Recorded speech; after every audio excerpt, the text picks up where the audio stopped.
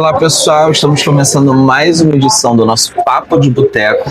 Hoje a gente está aqui no Bar da Áurea. A Aline está nos recebendo, obrigado. Tudo bom? Obrigado por estar recebendo a gente para ter essa conversa.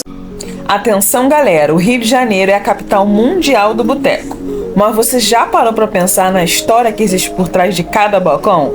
Nós somos Thiago e Fernanda e esse é o Papo de Boteco. Uma série sobre os bares mais icônicos da cidade maravilhosa. Prepara o coração e o estômago, porque hoje a história é caprichada. Simples assim, perfeito assim. Vamos nessa?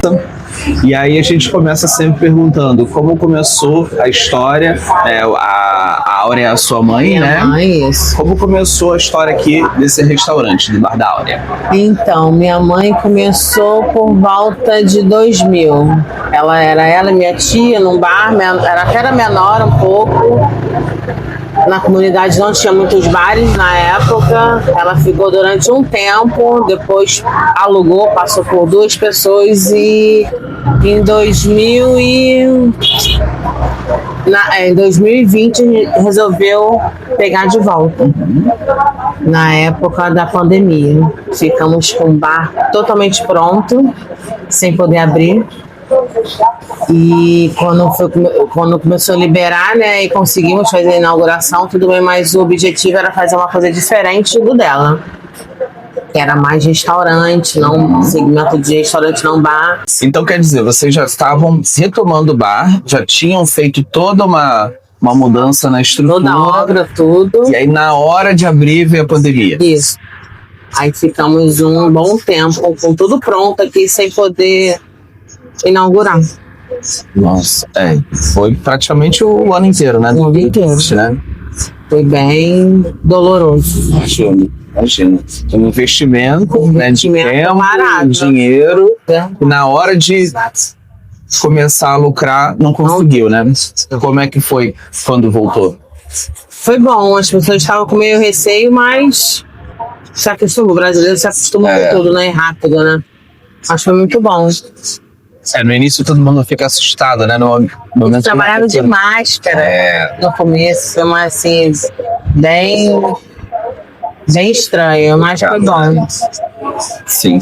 E acho que também aproveitou aquele momento que estava todo mundo cansado de ficar em casa, doido para sair. Antigo.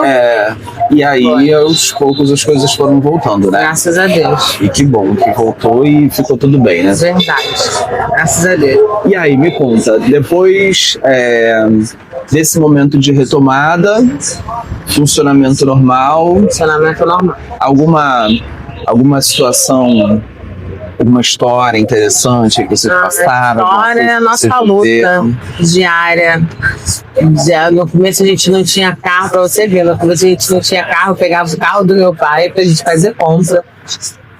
E daí de moto, chegava eu e meu marido com bolsa na frente, 2 bolsas atrás, as pessoas olhavam assim, ué gente, com o bar andando assim, tudo uma luta, porque na época a gente tentou abrir aqui, né, o nosso intuito era abrir aqui, porque as meninas era época de faculdade. Eu falei assim, só meu marido trabalhando não dava. Eu falei assim, não, a gente tem que arrumar alguma outra coisa estável, né?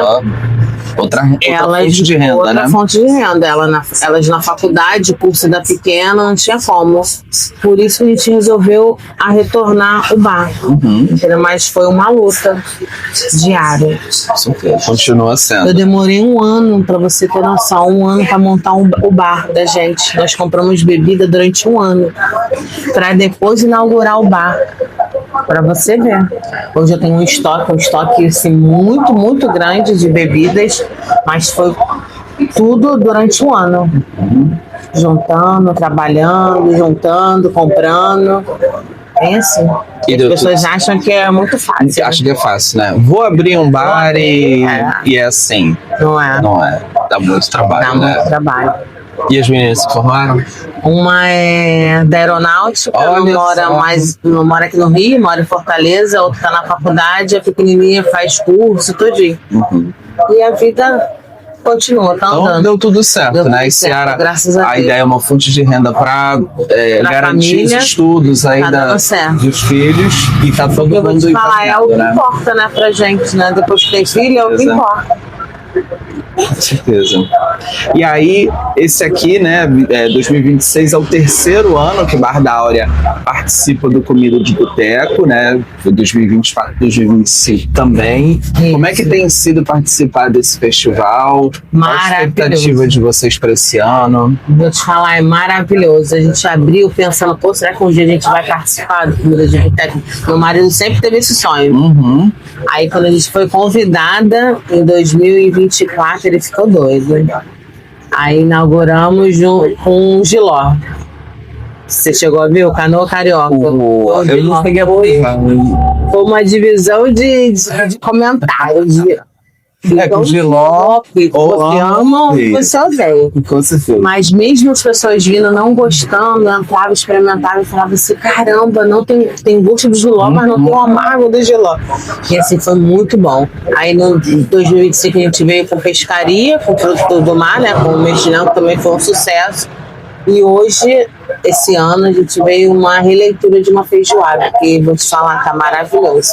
A gente vai provar daqui a pouquinho, então com água na boca aqui, daqui a pouquinho a gente vai provar essa feijoada.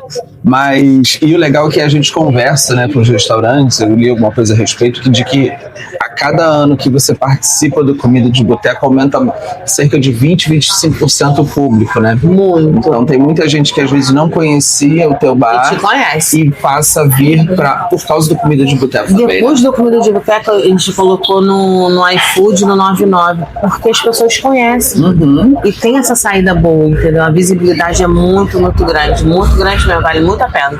É muito bom. E no caso mesmo, você vê que é um período que as pessoas se permitem, né? Mesmo quem não gosta do Giló, vou provar isso aqui, né? Assim mesmo. O público vem, parece que ele vem mais com a mente aberta, Isso assim, para mesmo. experimentar o novo, né? Isso mesmo, vem. E eles aproveitam mesmo. É muito bom.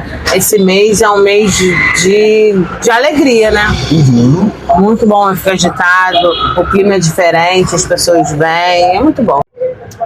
E Aline, qual é a proposta de vocês culinária? O que vocês gostam de servir aqui? O que faz mais sucesso? Nossa comida é brasileira, comida caseira.